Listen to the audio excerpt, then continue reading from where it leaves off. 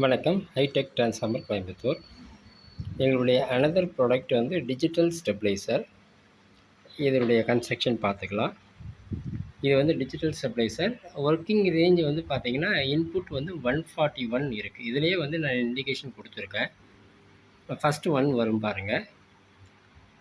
First one start பண்ணுறேன். Input ஐபினா input 141, output வந்து 198, load amps வந்து 0.6, பவர் வந்து 119. அதாவது இந்த டிஸ்பிளேலேயே வந்து 4 ரீடிங் வரும்.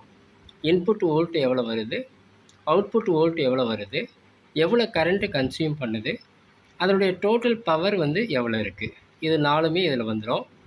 இது ஒர்க்கிங் ரேஞ்சு பார்த்தீங்கன்னா 140 வோல்ட் நீங்கள் இன்புட் வந்தால் கூட அவுட்புட் வந்து உங்களுக்கு 141 இன்புட்டு, அவுட்புட் வந்து 198.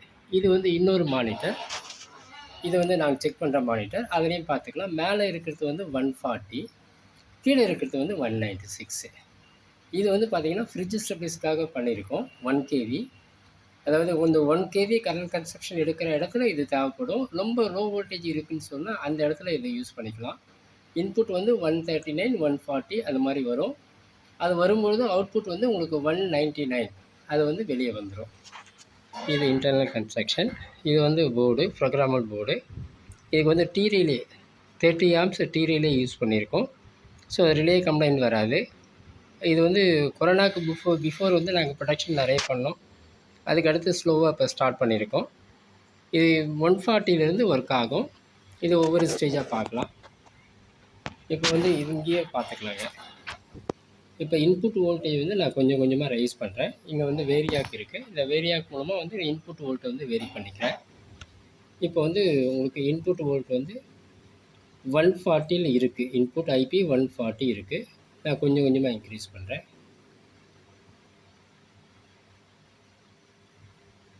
இப்போ இன்புட் வோல்ட்டு இன்க்ரீஸ் ஆகிட்டுருக்கு. இப்போ இன்புட் வோல்ட் வந்து இதில் பார்த்தா கிளியராக தெரியும். 177 வந்திருக்கு. அவுட்புட் வோல்டேஜ் வந்து 207. அதாவது ஆல்மோஸ்ட் வந்து உங்களுக்கு அவுட்புட் வந்து 220 ப்ளஸ் ஆர் மைனஸ் 10%. அதாவது 220 ப்ளஸ் 10% போட்டிங்கன்னா 242, மைனஸ் 10% போட்டிங்கன்னா உங்களுக்கு வந்து 198. ஸோ 198 to 242 தான் ஆல்வேஸ் அவுட்புட் இருக்கும். அதுலேருந்து வேரியேஷன் ஆகாது. அது வந்து என்ன இன்புட் வந்து ஒர்க் ஆகும்னு கேட்டிங்கன்னா 140லேருந்து 140 to 300, அதாவது கிட்டத்தட்ட 140 to 300 வந்து பார்த்தீங்கன்னா 160 வோல்ட்டு வேரியேஷன் இருந்தால் நான் மறுபடியும் காமிக்கிறேன். இப்போ 170 இருக்குது. ரெடியூஸ் பண்ணுறேன். ரெடியூஸ் பண்ணும்போது நீங்கள் பார்க்கலாம். இப்போ 150 கீழே போயிருக்கு. 140, 141 வந்திருக்கு. 141 வரும்பொழுது 198. ஸோ 198 அப்படின்னு சொல்லும்போது பார்த்தீங்கன்னா இது வந்து 220 மைனஸ் 10%, 198. ஸோ ஆல்மோஸ்ட் வந்து ஒரு லார்ஜ் இது வந்து வோல்டேஜ் ஃப்ளக்சுவேஷன்ஸை வந்து நாங்கள் கண்ட்ரோல் பண்ணியிருக்கோம். இதை கொஞ்சம் இன்க்ரீஸ் பண்ணுறேன். இதை கொஞ்சம் இன்க்ரீஸ் பண்ணும்போது இப்போ வந்து 170 வந்திருக்கு. இப்போ 170 வரும்போது 243 ரீச் ஆன உடனே சேஞ்ச் ஆகிடுச்சு. 213 வந்துருச்சு. ஸோ அடுத்துக்கு இன்னும் கொஞ்சம் இன்க்ரீஸ் பண்ணுறேன். இன்க்ரீஸ் பண்ண உடனே உங்களுக்கு இப்போ வந்து 200 வருது. அவுட்புட்டு 242 வருது. அந்த 242 வந்து என்னென்னு கேட்டிங்கன்னா 220 ப்ளஸ் 242, அதாவது 220 ப்ளஸ் 10% ஈக்குவல் டு 242 அது வந்திருக்கு. இப்போ வந்து வேரியேஷன் ஆகுது. இப்போ வேரியேஷன் ஆகிடுச்சு.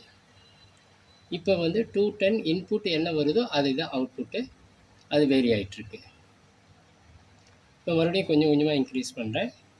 இப்போ அவுட்புட் பார்த்தீங்கன்னா 235 இருக்குது. இன்புட்டும் 230, 240 இருக்குது. இன்னும் கொஞ்சம் இன்க்ரீஸ் பண்ணுறேன். இன்க்ரீஸ் பண்ணும்போது உங்களுக்கு வந்து அடுத்த மோடுக்கு சேஞ்ச் ஆகிடும். 242, 43 வரும்பொழுது அடுத்த மோடுக்கு சேஞ்ச் ஆகிடும். இப்போ அடுத்த மோடுக்கு சேஞ்ச் ஆகிடுச்சு. இப்போ வந்து ஹை வோல்டேஜ், அதாவது பக் பண்ண ஆரம்பிக்குது, கம்மி பண்ண ஆரம்பிக்குது. 251 வரும்போது 207. இது வந்து அப் டு வந்து 300 வோல்ட் வரைக்கும் கண்டினியூ ஆகும். 300 வோல்ட் வரைக்கும் கண்டினியூ ஆகும். இப்போ 278, அப்படியே கொஞ்சம் கொஞ்சம் போகும்போது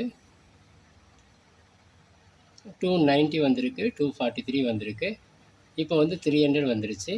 300 வரும்போது உங்களுக்கு ஹை வோல்டேஜ் கட் ஆஃப் ஆகிடுச்சு. இங்கே பார்த்தீங்கன்னா தெரியும், ஹை வோல்டேஜ் கட் ஆஃப். அதாவது 300 வோல்ட் வர வரைக்கும் அது ஒர்க் ஆகும். 300 வோல்ட் வந்துருச்சுன்னா ஹை வோல்டேஜ் கட் ஆஃப் வந்துடும். நமக்கு வந்து 300 வோல்ட்டுக்கு மேலே வரப்போகிறது கிடையாது.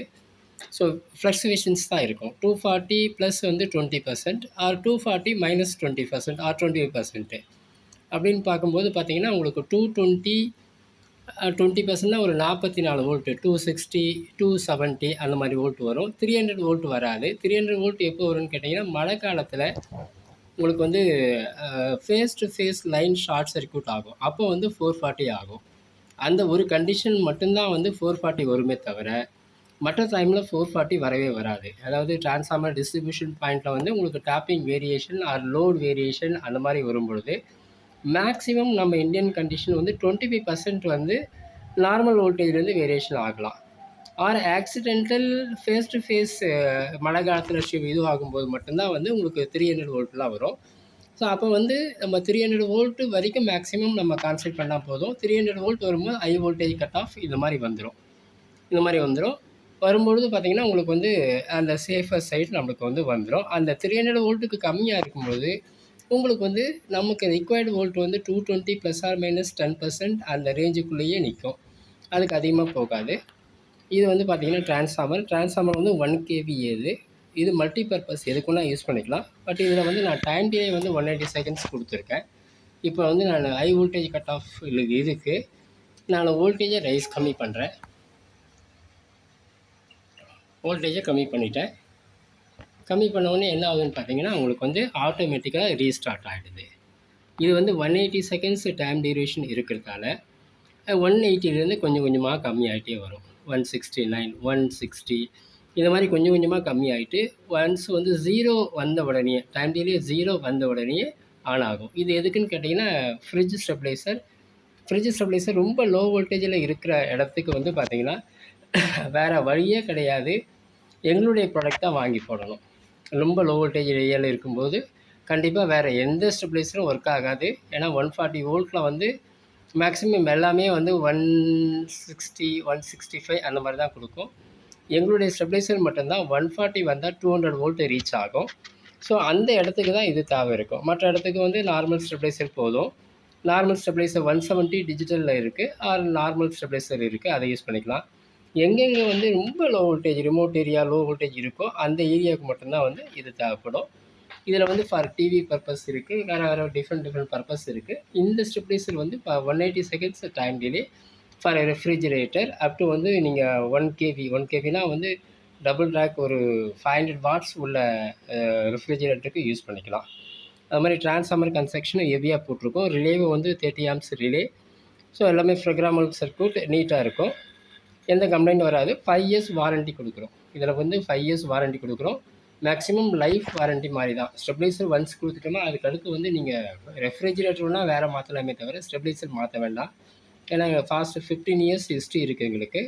எந்த ஸ்டெபிளைசரும் எந்த கம்ப்ளைண்ட் வராது. மேக்ஸிமம் கம்ப்ளைண்ட் வந்தால் மெயின்ஸ் கார்டு அது கண்டென்சர் வீக்கு அதை வந்து நம்ம மாற்றி கொடுத்துருவோம் ஈஸியாக.